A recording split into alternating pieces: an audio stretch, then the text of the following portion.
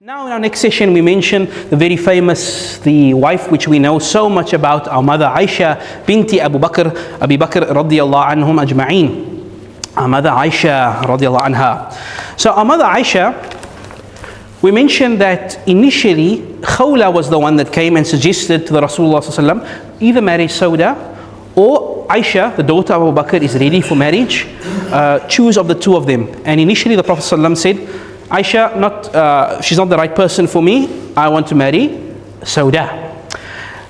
How do we understand our mother Aisha? Aisha radiallahu anha, as we said, she's the daughter of Abu Bakr, the primary or the best, closest friend of the Prophet sallallahu alaihi wasallam, the first caliph of Islam. Her mother was Rumman. Aisha radiallahu anha was a tall, slim, fair looking woman. She was, and I love the way we wrote her. She was a tall, slender woman of fair and rosy complexion. She was strong-willed, confident, passionate, extremely intelligent. She was compassionate, generous, extremely devout religiously. She was a determined and courageous woman, which at times made her a little competitive. She always wanted to do more. She always wanted to be in the forefront of things. She would have discussions, she would make her opinion known. If she disagreed with something, even with the Prophet ﷺ, she would speak out and she would mention that. There was a degree of playfulness in her, a sense of humor in her nature, and she had a sharp wit, that if you crossed her and she argued with you, she ate you up, spat you out. Aisha radiallahu anha was very eloquent. She had also a romantic side to her. She was extremely dramatic, and at times this caused some kind of headache for the Prophet ﷺ, but he also, and what I like is that when you see the women around the Prophet ﷺ, they are confident, strong, energetic women, most of them, and Aisha is very much like that. She had in her, as we said, a sense of competitiveness, a sense of romance, a sense of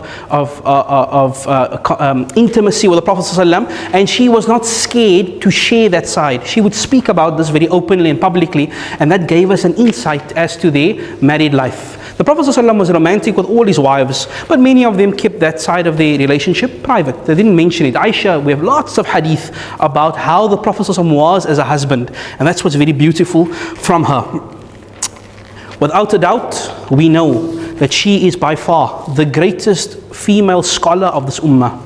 That the scholars would say, if we were to place the knowledge of all the women on one side of the scale and Aisha on the other side, Aisha would exceed that. No religion on earth, I say again, no religion on earth has been more shaped by a female than our religion, Islam, by our mother Aisha radiallahu anha. For 40 years after the Prophet ﷺ, she would be the primary source in certain areas of learning. She would be the judge, the faqihah, the khalifa. Her father Abu Bakr and Umar and Uthman, they would come to her for advice and for questions and for answers. Umar would say, had it not been for Aisha, we would have been lost. So many of our hadith, so the science of hadith, we know we have this thing called sanad, where the Sahaba would learn and they would narrate and teach. Of the great narrators of hadith, Aisha is number 4 on the list. The 4th greatest narrator. She narrated more hadith than her father Abu Bakr, more than Umar, more than Uthman. Only 3 other companions narrated more hadith than her. Again, remember the time that she lived in, when women were not even allowed to voice their opinions.